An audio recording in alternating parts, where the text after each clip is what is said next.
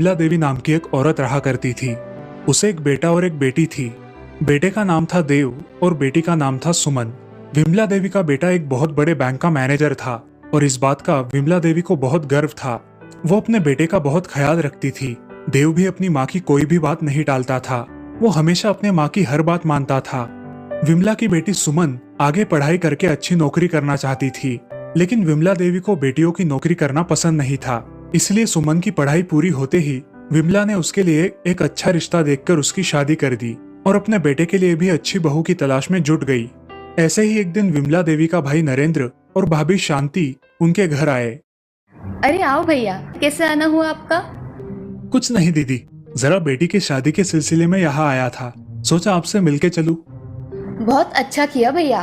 वैसे भी आपको आपके काम से फुर्सत कहाँ मिलती है? तो क्या हुआ रिश्ते का? अच्छा परिवार है तो सोच रहा हूँ कि बड़ी बेटी की जल्दी से जल्दी शादी कर दूं। उसके बाद में और 3 शादियां भी तो करनी है। हाँ, बहुत अच्छा निर्णय लिया है आपने भैया। जल्द ही अंजलि की शादी कर दो। अब उसकी पढ़ाई भी तो इस साल पूरी हो जाएगी। हाँ, इसीलिए रिश्ता अभी से देखना शुरू कर दिया। विमला दीदी, आपको अगर बुरा ना लगे तो आपसे एक बात कहूँ? अरे भाभी, मुझे क्यों किस बात का बुरा लगेगा? आप बेझिझक कहिए आपको जो कहना है। आप अंजलि को अच्छे से जानती हो। वो कितनी शांत, सुशील और गुणी लड़की है। हमेशा पढ़ाई में अव्वल आती है और घर का सारा काम भी जानती है। बड़ों की इज्जत भी करती है। अरे हाँ भाभी, मुझे सब पता है अंजलि के बारे में। वो बचपन से कैसी है मुझे सब पता है। मेरी सबसे लाडली है मेरी अंजलि। आपको जो कहना है साफ साफ कहो भाभी। दीदी, मैं सोच रही थी बाहर रिश्ता देखने से अच्छा आप ही क्यों नहीं अंजलि को अपने घर की बहू बना लेती? आप भी तो देव के लिए अच्छी लड़की खोज रही हो। हमें भी कोई चिंता नहीं रहेगी और आपको भी। विमला देवी मन ही मन सोचती है, अंजलि तो बहुत अच्छी लड़की है, संस्कारी और दिखने में भी सुंदर है। लेकिन शांति भाभी को चारों लड़कियां हुई है। अगर मैं अंजलि की शादी देव से करवा दूं और मुझे भी पोतिया हुई तो? नहीं, मुझे तो मेरे घर को आगे लेके जाने वाला घर का दीपक चाहिए। सब पता होकर मैं अपने बेटे की शादी अंजलि से नहीं कर सकती। आगे पछतावा होने से अच्छा मुझे अभी इनकार कर देना चाहिए। अरे हाँ भाभी, बात तो आपने एकदम सही कही है। लेकिन क्या है ना, देव के पिताजी को रिश्तों में रिश्ता करना पसंद नहीं है। आप बिल्कुल चिंता मत करिए, हम सब मिलकर अंजलि के लिए बहुत अच्छा लड़का ढूंढेंगे। शांति विमला देवी को बहुत अच्छे से जानती थी कि विमला देवी बस इसी डर से अंजलि की शादी देव से नहीं कर रही कि कहीं उसे भी उसकी तरह लड़कियां ना हो जाए। शांति और नरेंद्र कुछ देर वहां बैठकर अपने घर चले गए और अपनी बेटी अंजलि की शादी कहीं और करवा दी। ऐसे ही कुछ महीने बीत जाते हैं। विमला देवी एक अच्छा रिश्ता देखकर उसके बेटे देव की शादी अनुराधा नाम के लड़की से करवाती है। अनुराधा बहुत सुंदर थी और पेशे से इंजीनियर थी। वो एक आधुनिक विचारों वाली लड़की थी। शादी के बाद वो घर के सारे काम करती थी और अपने सास ससुर की हर बात माना करती थी। ऐसे ही एक दिन अनुराधा को एक कंपनी से कॉल आता है। अरे बहू, किससे बात कर रही थी? अभी तो तुम्हारे माँ का फोन आया था।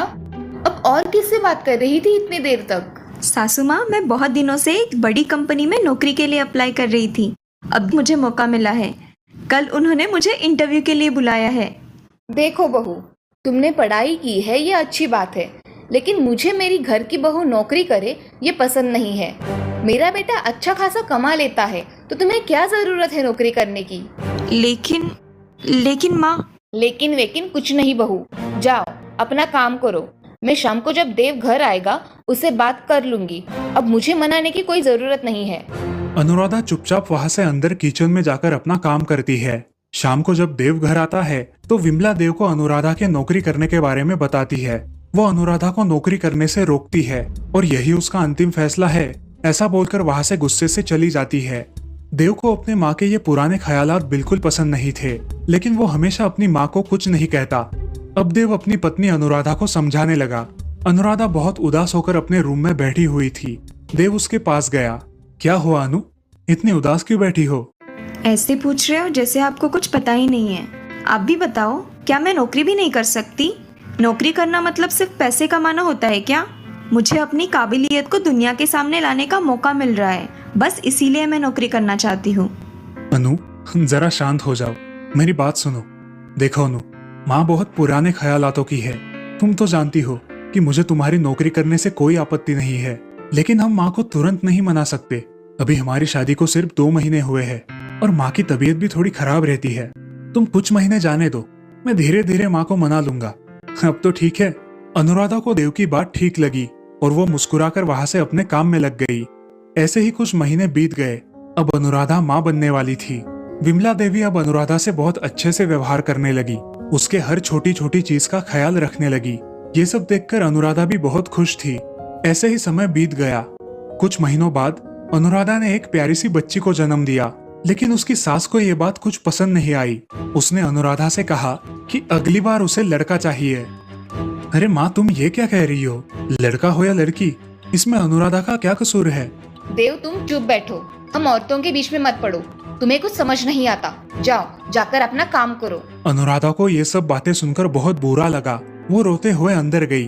अब विमला रोज छोटी छोटी बात पर अनुराधा से झगड़ा करने लगी, उसे लड़की होने पर ताने मारने लगी। घर का सारा काम भी वो उसी से करवाने लगी। ऐसे ही एक दिन विमला की भाभी शांति उनके घर आई और विमला को मिठाइयाँ दी।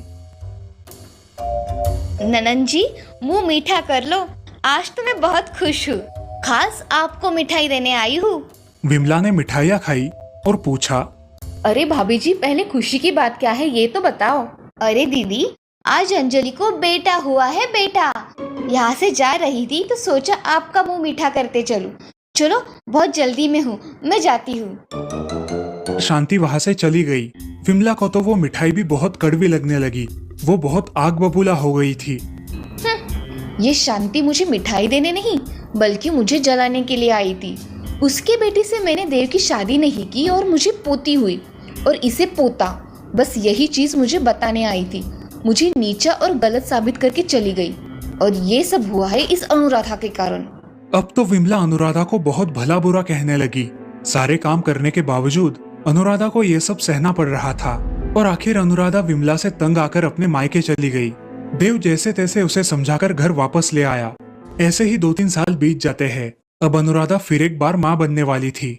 देखो बहू, अगर इस बार मुझे पोता नहीं हुआ तो मुझे अपना मुंह भी मत दिखाना, और यहाँ इस घर में भी मत आना। मैं अपने बेटे की दूसरी शादी कर दूंगी।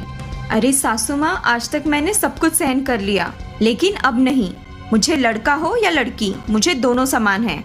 और आज के बाद आपने मुझे लड़का या लड़के होने से तंग किया तो मैं आपकी पुलिस में कंप्लेंट कर दूंगी। ये बात आप भी समझ लो। अनुराधा के उल्टे जवाब देने के कारण विमला उस पर और जुल्म करने लगी, ये जानते हुए कि वो पेट से है। अब विमला उसकी छोटी पोती पर भी ध्यान नहीं देती थी, उसे भी भला बुरा कहने लगी। ऐसे ही कुछ वक्त बीत गया। डिलीवरी के लिए देव अनुराधा को अस्पताल लेकर गया, लेकिन विमला उसके साथ तक नहीं गई। अनुराधा ने एक सुंदर लड़के को जन्म दिया, और ये बात देव ने घर जाकर अपने माँ को बताई। बेटा, क्या तुम सच कह रहे हो? मुझे पोता हुआ है? हाँ माँ, लड़का ही हुआ है। बेटा चलो, अभी के अभी मुझे हॉस्पिटल ले चलो। मुझे मेरे पोते को देखना है, उसे गोद में लेना है। विमला देव के साथ अस्पताल गई और अपने पोते को गोद में उठा लिया। अरे मेरे कुल के दीपक, मेरे चिराग, तुम्हारे दादी को तो कब से तुम्हारा इंतजार था। आखिर हमारे घर का राजकुमार आ ही गया। अब देखो मैं उस शांति का मुंह कैसे बंद करती हूँ। मुझे जलाने आई थी, अब तो उसे मैं अपनी घर की दहलीज भी पार नहीं करने दूंगी। अब विमला अपने पोते को लेकर बहुत खुश थी। अनुराधा के प्रति उसका व्यवहार भी बदल गया। ऐसे ही कुछ दिनों बाद विमला की बेटी सुमन भी माँ बनने वाली थी, और इसीलिए विमला उसे अपने घर लेकर आई थी। वो सुमन का बहुत ख्याल रखती थी। अनुराधा भी सुमन का बहुत ख्याल रखती थी। ये देख सुमन एक दिन अनुराधा से कहती है, भाभी, तुम इस दुनिया की सबसे अच्छी भाभी हो। आप मेरा कितना ख्याल रखती हो, और हो सके तो मुझे माफ कर देना भाभी।